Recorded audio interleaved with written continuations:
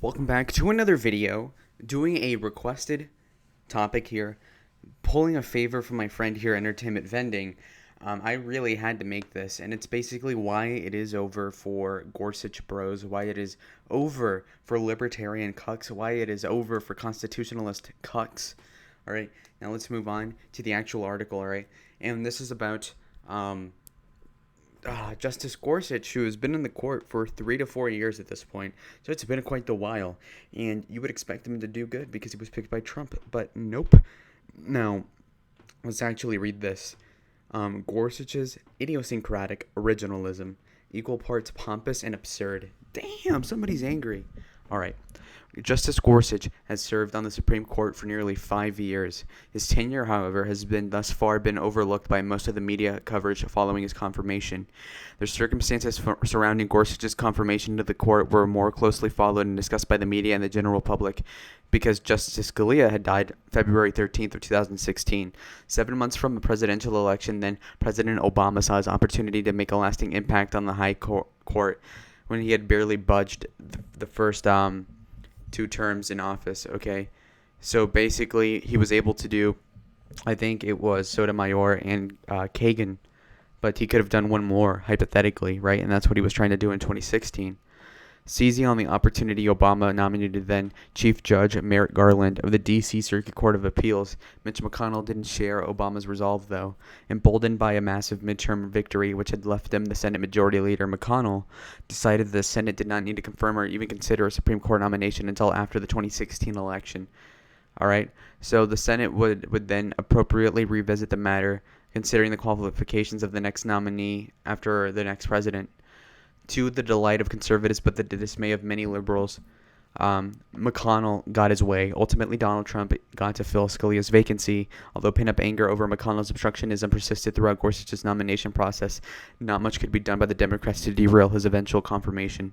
They had already lost and at the time, red state Democrats were hard-pressed to reject them and face the wrath of their voters. Gorsuch was confirmed to the bench by a vote of 54 to 45. Every single Republican, including Joe Manchin, Joe Donnelly, and Heidi Heitkamp, voted for him. Why the lack of controversy? Gorsuch was seen as simply replacing a like-minded jurist. Gorsuch was billed as an originalist like Scalia before him. Gorsuch's confirmation maintained the status quo of the Supreme Court, as we thought. Now that he's been on the court for almost 5 years, Gorsuch has emerged a judicial anomaly. His view on jurisprudence is not shared by any of the colleagues. While calling himself an originalist like Justice Thomas is a far cry from his judicial style, Gorsuch has spent time adopting traditional originalism with the following of the original public meaning of the laws when interpreting them instead of embracing a literalist view of the text of a legal document such as a constitution, a statute, or a treaty. His commitment to this seemingly unique approach appears untethered from the fear of public backlash or real-life consequences. See, this is based. He's getting blackpilled on the Constitution question, on the neocon question, on the sucking up to the establishment question. Okay, keep going. Gorsuch holds views which are found unbearable to both sides of the political aisle. He cannot be beloved by either conservative or liberal law observers. His views are in the ire of everybody. On the right wing, Gorsuch believes, along with Justice Thomas, that perhaps the Establishment Clause of the Constitution should not apply to the states and that the landmark NYT case v. Sullivan should be revisited. If these views were adopted, sponsored Bible reading could be held in the public schools, a state may wish established an official statewide religion, and members of the press could very easily be sued for defamatory statements towards public officials. These 2 views are currently an outlier in the country, as they are only publicly espoused by the 2 justices in the court. However, the fact that Gorsuch attaches to them is still enough to make the liberals squeal in fear. At the same time that Gorsuch ruled that the 1964 Civil Rights Act prohibits employment discrimination on the basis of sexual orientation and gender identity, he has held for the purposes of federal criminal law that most of the eastern half of Oklahoma is actually an Indian reservation. How could someone with extreme conservative bona fides arrive at what would appear as an absurdly liberal legal conclusion? So if you look here, that's a good point. So he has these retarded views on certain cases because he thinks about it a lot, and these are, just dumb. And when you look at what he did for the 1964 Civil Rights Act, that was really dumb as well. Cucking to the trannies, I just think was really silly. And if you look here, um, again, giving eastern half of Oklahoma to the Indians kind of makes sense because that was their land, 100 years ago. But the thing is that nobody cares anymore. So yeah, maybe there was a legal treaty signed in 1869, right, about them owning that part, but I don't care. Nor does the U.S. government by and large. So by him honoring stuff from like over 100 years ago is stupid. That doesn't really give us any bona fides or whatever you want to call them. His literalist approach is what guided him in these two decisions, despite the fact that nobody, absolutely nobody at the time, would hold that the 1964 Civil Rights Act is to protect gays or transgenders. Gorsuch does because he sees that you cannot discriminate on the basis of sexual orientation or gender identity without also discriminating on the basis of sex.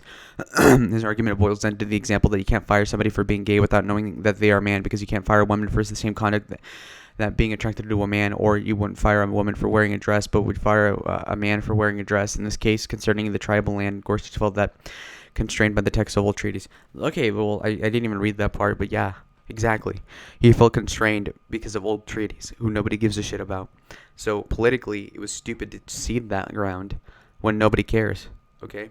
Now, justice-wise, yeah, technically, he was right, but nobody cares about that. It doesn't matter. And then the whole thing of like you can't discriminate on a trans individual because you're when you look back at it, it's because of their sex change or whatever, and that means you're discriminating on sex, which is stupid.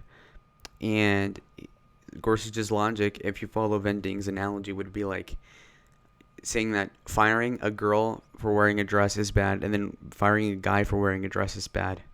And then Gorsuch would say, well, if you're not going to fire the girl, then why would you fire the guy? I mean, it's obvious. Gender roles, right? They're different sexes. I don't want men wearing dresses. But because Gorsuch is a fucking and he's principled, he's going to be like, oh, well, technically, I mean, you should be able to wear a dress. It's like, okay, well, I don't know, man. Maybe you're in the closet, Gorsuch. Maybe in the court they're gay. I don't know, man. The potential consequences of both cases are vast. Parallel provisions concerning discrimination on the basis of sex exist all over the federal law, which would presumably be held to apply the same way that they did in this case. In addition to the gargantuan uncertainty poked into the Civil Rights Act law, the continuing validity of the eastern half of the Oklahoma as a sovereign state is also in doubt. Whatever the consequences, Gorsuch will follow his literalist approach wherever it may take him. Gorsuch is entitled to his own views. No, he isn't. Fuck him. I do not doubt the sincerity of his convictions. Okay, and however, it might be best for someone to awake him of his folly. Gorsuch is being played like an idiot by his leftist colleagues. It is obvious that the Democrat-appointed justices of the court do not share his literalist approach. Nevertheless, they joined his opinions in cases concerning the employment discrimination in the Indian reservations because they favored the result. If it were necessary to take a loose approach to the text, they would do so in a heartbeat, as they did in the two Obamacare challenges the court heard. In those cases, the court took a loose approach to text to save Obama's care operation. Gorsuch either does not realize or does not care if he's a pivotal vote to support the left, and he has no regard towards his closely held principles, what? I don't care. Okay, Gorsuch surely cannot be so naive as to believe he has a monopoly on the truth. The credentials of originalism of his colleague Thomas are impeccable, yet Gorsuch is pompous enough to think that his novel style of legal interpretation is obviously correct, and the dissent from his view is guided by fear of legal consequences. As always, a self-aggrandizing view of one's own approach to the law is always misguided, whether or not it comes from the conservative or a liberal. Okay, so that's the whole thing. Okay, that's a massive favor to my friend Vending, because that was very boring.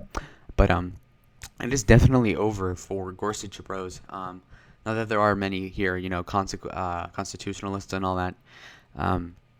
Because I say this because you are 40% of the time going to help the left, and the left are going to fuck you, okay? The leftist judges don't give a shit about principle. If they could stab you in the back somehow, they will do it. If they could somehow extend the logic of the Obamacare case to protect underage abortion subsidies, they would do it in a heartbeat, because they are not moral, they're not principled. And we're over here, with Gorsuch being like, well, okay, well, I guess in this extended legal hypothesis, I suppose men can wear dresses and not get fired, and I suppose that the Civil Rights Act 60 years ago also protected transvestites. That makes perfect sense.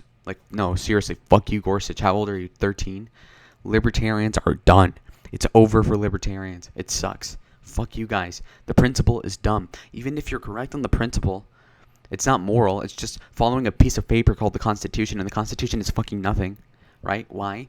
Because we are God's children. We're not the fucking Constitution's child. Oh, well, if I break the Constitution, if I bend it, I'm gonna get fucking smited. No, you're not. Like, oh, I shouldn't blaspheme the Constitution. Shut up. Shut up. Really? Really? Yeah, I will uphold the Constitution at all times, even when it hurts the country and allows degeneracy in the workplace.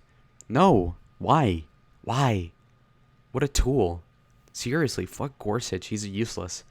Useless. Get it. He needs to get his voting record just like Thomas. If you want to know how to vote on a specific case, vote however Thomas does, and you're going to be right like 95% of the time. So, obviously, don't support Gorsuch. He sucks. One of the worst conservative justices on the court. It debatably is literally like, it's probably like it could be Roberts as the worst Republican conservative, and then maybe Gorsuch, or he could be after ACB or Kavanaugh. I mean, he's definitely not top 3. I promise you that. He's not top 2. He's not top 3. So, not good. And insofar as Vending's article, it was pretty boring, but I mean, this isn't an interesting topic to begin with, and there was like 5 typos in there. I don't really care, though. Anyways, guys, you're welcome for this video. I did it as a favor. Don't shoot the messenger. Do not kill me. Thank you. And also, Entertainment Vending has a YouTube channel that I won't link because I don't care. Bye.